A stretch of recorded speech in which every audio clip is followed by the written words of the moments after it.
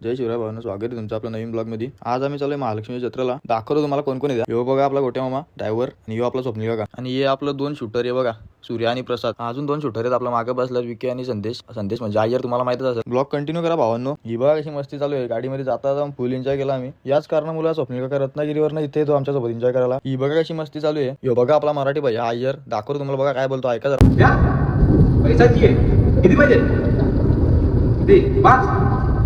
माझ्या अकाउंट 5 रुपये, तुला 5,000 म्हणून टाकू। अकाउंट आहेत 5 रुपये बाता म्हटलं रावणाच्या मारतो। शेवटी पोहोचलो आम्ही महालक्ष्मीला। इथं आले आयरच्या अंगात कोणते बाईचा भूत आला होता काय माहिती, बघा कसा करतो।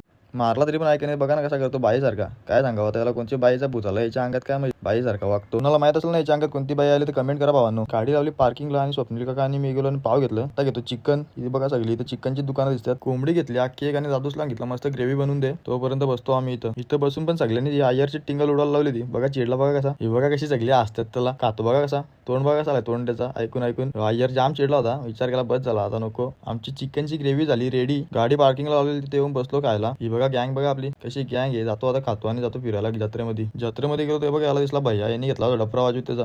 आतमध्ये अजून पण जाम गर्दी होती। 12 वाजत आला होतं म्हणून सगळा होत चालला होता बंद, पोलिसांनी सगळं बंद करायला लावलेला। हे आकाश पालन बघा किती भारी दिसतं। पुढे आलो तर काकाला दिसली बंदूक, काकाने घेतली बंदूक। निशाण बघा काकाचा कसा आहे, शेवटी रत्नागिरीवाला माणूस आहे ना, निशाणा तर लागणारच। हा व्ह्यू बघा किती भारी दिसतो। महालक्ष्मी जत्रेत कोण कोण कुठून येऊन गेलं सगळ्यांनी कमेंट करा नक्की। थोडा वेळ फिरलो आणि सगळा झाला बंद। जातो आता गाडीमध्ये बसतो आणि गाडी जोला आलो तो बघा मामा बघा कसा झोपला एकटाच गाडीमध्ये। त्याला उठवला, बोललो चल बाबा घरी चल, टाइम झाला जाम। गाडीमध्ये बसलो आणि थोड्या वेळात सगळं झोपून गेलं बघा कसं झोपलं सगळं। हे दोघं पण झोपलं, मी पण झोपतो आता जागून मी काय करू एकटा। थोडा वेळ झोपलो आणि जाग आली तर विचार केला आता ब्लॉगची एंडिंग करून टाकू आपल्या। भावांनो लाईक शेअर कमेंट करायला विसरू नका। चला भेटू नेक्स्ट ब्लॉग मध्ये।